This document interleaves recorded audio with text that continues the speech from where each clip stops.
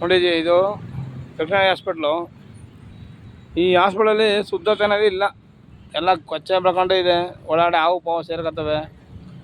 ಈ ಯಾರು ಕಾರ್ಪೊರೇಷನರಲ್ಲಿ ಯಾರಲ್ಲಿ ಮತ್ತೊಬ್ಬರಲ್ಲಿ ಯಾರೇ ಬಂದು ಕ್ಲೀನ್ ಮಾಡೋರು ಇಲ್ಲ. ಈ ಗೋಪುರ ಎಲ್ಲ ಇದಾಗಿದೆ, ಮುಂದೆ ಎಲ್ಲ ಭಿನ್ನಾಗಿದೆ, ಅಲ್ಲಿ ಎಲ್ಲ ಮಾರ್ಕರ್ ಆಗಿದೆ, ಒಳಗಡೆ ಎಲ್ಲ ಓಪನ್ ಆಗಿಬಿಟ್ಟಿದೆ. ಯಾವಾಗ ಕುಸಿದು ಬಿಡೋದು ಗೊತ್ತಿಲ್ಲ ಕೆಳಗಡೆ. ಹಾಸ್ಪಿಟಲಲ್ಲಿ ಮೆಡಿಸಿನ್ ಸಿಕ್ಕರೆ ಒಂದಿದ್ರೆ ಒಂದಿಲ್ಲ, ಆದ್ರೆ ಆಗಿದೆ ಪ್ರಾಬ್ಲಮ್ಮು.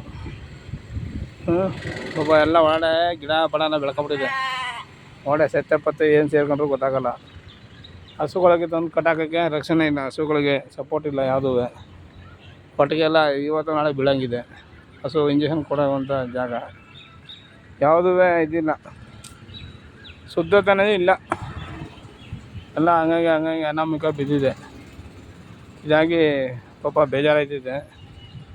ನೋಡ್ಬಿಟ್ಟು ಇದನ್ನು ಮೀಡಿಯಾದ್ರಿಗೆ ಹಾಕಿ ಇದು ಮಾಡಿದ್ರು. ಆಮೇಲೆ ಒಳಗಡೆ ಮೆಡಿಸನ್ನೇ ಇಲ್ಲ ಹಾಸ್ಪಿಟಲ್ಗಳಲ್ಲಿ. ಮರಿಗಳಿಗಾಗಲಿ, ಹಸುಗಳಿಗಾಗಲಿ, ಕುರಿಗೆ, ಕೋಳಿಗೆ, ಬೆಕ್ಕಿಗೆ ಪ್ರತಿಯೊಂದಕ್ಕೂ ಮೆಡಿಸನ್ ಇಲ್ಲ.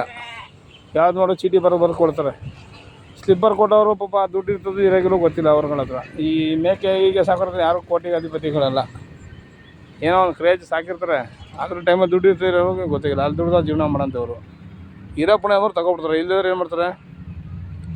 ನನಗೆ ಹಿಂಸೆ ಆಯ್ತಿದೆ. ಇದೊಂದು ಸ್ವಲ್ಪ ನೋಡಿ ಬಿಟ್ಟು ಇದು ಮಾಡಿದ್ವಿ.